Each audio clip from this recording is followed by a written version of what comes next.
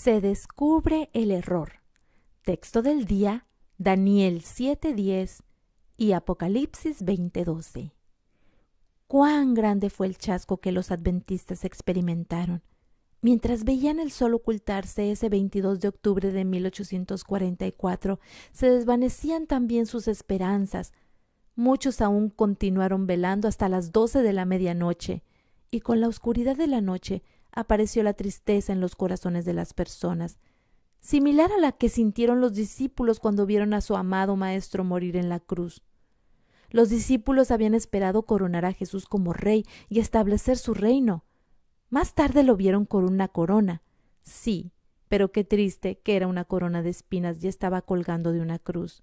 Cuán apesadumbrados y tristes se pusieron los discípulos esa noche, cuán grande fue su chasco, y ahora cuán grande el chasco que experimentaron los adventistas también.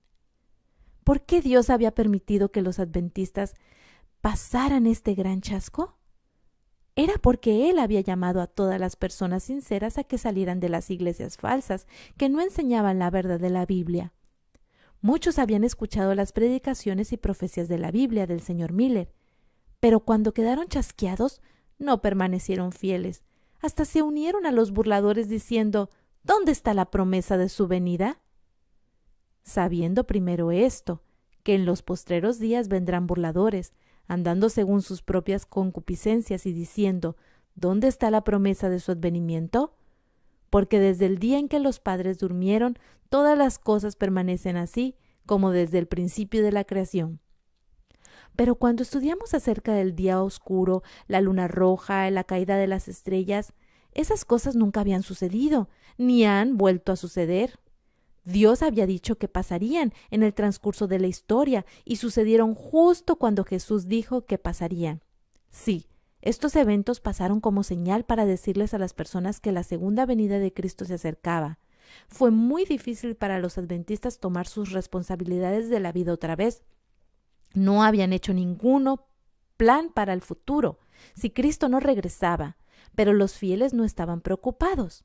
Seguían creyendo que Dios los guiaba y que les mostraría su error acerca de los 2300 años. Hiram Edson era el líder de uno de los grupos de adventistas de Nueva York. Él, así como muchos en el grupo, estaban tan chasqueados y apesadumbrados que cuando el sol se ocultó y la noche llegó empezaron a llorar. Hombres y mujeres lloraron y oraron toda la noche. No tenían ganas de dormir, debían pensar y orar. Le pedían a Dios que les diera luz y les ayudara a encontrar la respuesta a su error del por qué Jesús no había regresado. Temprano la mañana siguiente, Hiram Edson le dijo a uno de sus amigos, «Vayamos y visitemos a algunos de nuestros hermanos y démosles ánimo». Empezaron a caminar por un campo de maíz, donde el maíz había sido cortado y puesto en montones o pilas. Estaban tristes y seriamente pensativos mientras caminaban, no hablando ni acompañándose el uno al otro. De pronto, Hiram sintió la presencia del Señor de una manera tan fuerte que se detuvo y oró junto a una de las pilas de maíz. El Espíritu de Dios se manifestó de una manera tan poderosa que le pareció oír una voz diciendo, «El santuario que será purificado está en el cielo». El otro hombre no se había dado cuenta que Hiram se encontraba atrás en el campo de maíz. «Hermano Edson», le llamó, «¿por qué se detiene?» Hiram Edson respondió, «La oración de esta mañana. Dios la ha contestado». Los dos otra vez se juntaron y el señor Edson le contó lo que había visto y oído. Parecía como una fotografía de Jesús en el santuario en el cielo, con los ángeles trayéndole los libros de registros para que Jesús los examinara. El santuario que será purificado está en el cielo. Esta parecía una nueva y extraña información para los dos hombres, pero aún así lo creían aunque todavía no podían entenderlo. Se apresuraron a decirles a sus otros amigos las últimas noticias. Estas noticias trajeron valor a los fieles cuando las escucharon, pero ahora debían estudiar todo el servicio del santuario en la Biblia y ver qué realmente significaba esta purificación del santuario.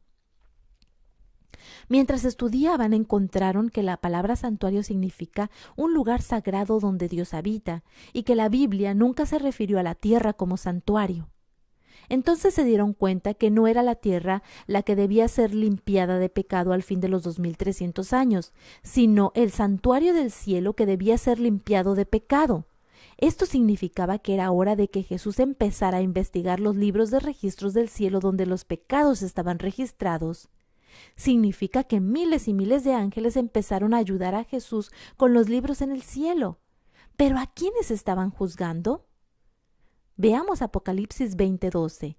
Y vi a los muertos, grandes y pequeños, de pie ante Dios, y los libros fueron abiertos, y otro libro fue abierto, el cual es el libro de la vida, y fueron juzgados los muertos por las cosas que estaban escritas en los libros, según sus obras. Después que Jesús termine de juzgar a todos los que han muerto, entonces empezará con los registros de los que aún viven, porque la Biblia dice que todos deben aparecer en el juicio ante Jesús.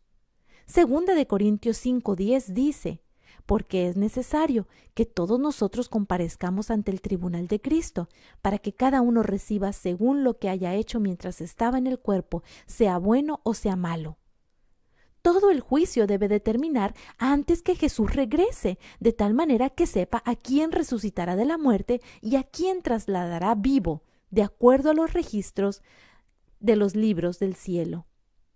Ahora los adventistas podían entender por qué Jesús no había venido en 1844 para llevar a las personas al cielo.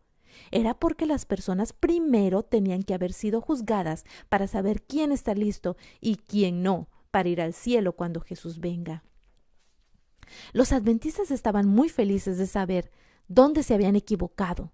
Sabían que Dios les había permitido esta equivocación para que buscaran en sus Biblias y encontraran nuevas verdades. ¿Pero qué pasó con los adventistas después del chasco mientras estudiaban estas nuevas verdades en la Biblia? ¿Algunos de los que no habían recogido sus cosechas se murieron de hambre? ¿Qué pasó con el campo de papas del señor Hastings? ¿Se echaron a perder sus papas en el campo porque no habían dejado a sus vecinos que las recogieran? No, ninguno de los adventistas se murieron de hambre, tampoco el señor Hastings. Él había dicho que quería que sus papas predicaran de su fe en Jesús. Bueno, sus papas hicieron un buen trabajo predicando, más de lo que él habría hecho. Ese otoño, una enfermedad estuvo en todas las papas que ya habían sido recogidas. Así que el señor Hastings tenía una buena provisión de papas para él y aún para sus vecinos que lo habían llamado viejo tonto. El verano siguiente, cuando era hora de plantar papas otra vez, muchos tuvieron que venir con el señor Hastings para poder plantar sus papas en sus jardines. Lo que la gente había pensado que causaría una gran pérdida al señor Hastings se volvió una bendición para él y para sus infortunados vecinos. Los adventistas estaban más determinados a vivir bien, vidas de fe, de tal manera que tuvieran una trayectoria limpia en los libros del cielo, porque no sabían cuándo sus nombres serían pasados a juicio.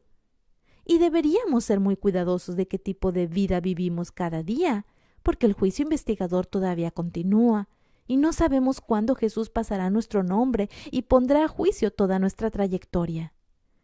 Pensemos en algunas cosas de las que debemos ser cuidadosos. ¿Qué hacemos? ¿Cómo hablamos? ¿Qué miramos en televisión? ¿Qué tipo de música escuchamos?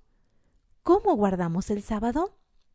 ¿Somos fieles en diezmos y ofrendas? ¿Oramos con fe? ¿Estudiamos la Biblia con fe?